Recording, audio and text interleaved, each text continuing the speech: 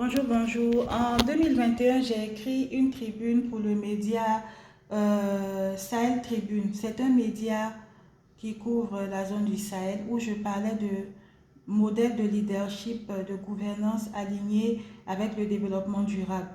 Mais pourquoi j'ai parlé de ça? Parce que j'ai pris l'exemple du Rwanda, qui est un petit pays enclavé d'Afrique, mais qui justifie des performances économiques remarquables. Et pourquoi? Grâce à sa gouvernance axée sur le genre, la santé, l'environnement, qui lui permet de bénéficier d'aide, d'accompagnement, de relations privilégiées avec certains pays. Par exemple, vous avez la Millennium Challenge Corporation qui permet d'accéder à des financements, à des aides du gouvernement américain. Et cette aide dépend de critères comme le genre, comme les politiques qu'on met en place pour le genre. Il y a aussi d'autres aides qui sont accordées en fonction de certains indices qui reposent sur la santé, l'environnement, les conditions de vie des populations.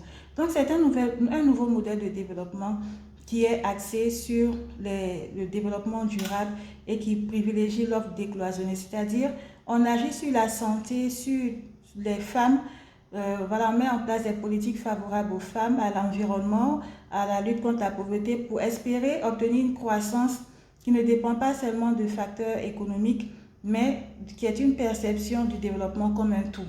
Donc, c'est ce qui permet à ce pays enclavé, dont la croissance économique repose sur la consommation des ménages, mais surtout l'interventionnisme des États. C'est ce qui permet à un pays enclavé comme ça de réaliser des performances économiques remarquables sur le long terme. En 2023, leur croissance c'était de 8,2% selon la Banque africaine de développement.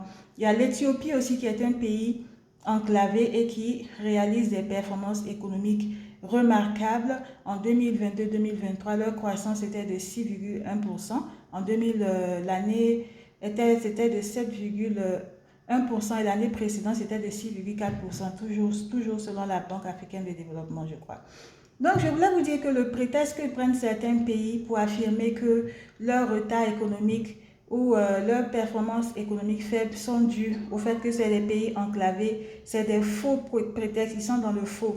C'est une question, la performance économique est une question de choix politique, est une question de décision, voilà, est une question de modèle qu'on choisit de promouvoir, de mettre en place. Évidemment, le fait d'avoir la mer, d'avoir un port, c'est un facteur, c'est une chance, c'est un facteur de croissance économique. Par exemple, comme vous êtes un pays comme la Côte d'Ivoire, qui est le premier producteur mondial de cacao, que vous disposez d'un port, c'est une chance. Ça permet aussi, le port permet l'intégration économique des États.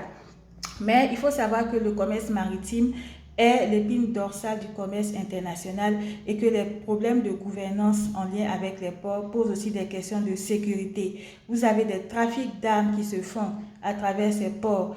Vous avez des trafics d'êtres humains, des trafics d'hommes, des trafics humains qui se font à travers ces ports.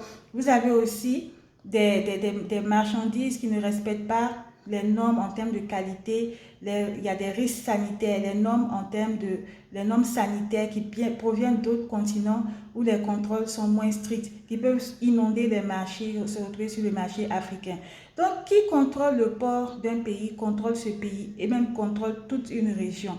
C'est la raison pour laquelle la sécurité autour des ports est une question primordiale et les États africains doivent aller davantage vers une coopération axée sur la sécurité au niveau des ports, la sécurité au niveau du commerce maritime, bien que les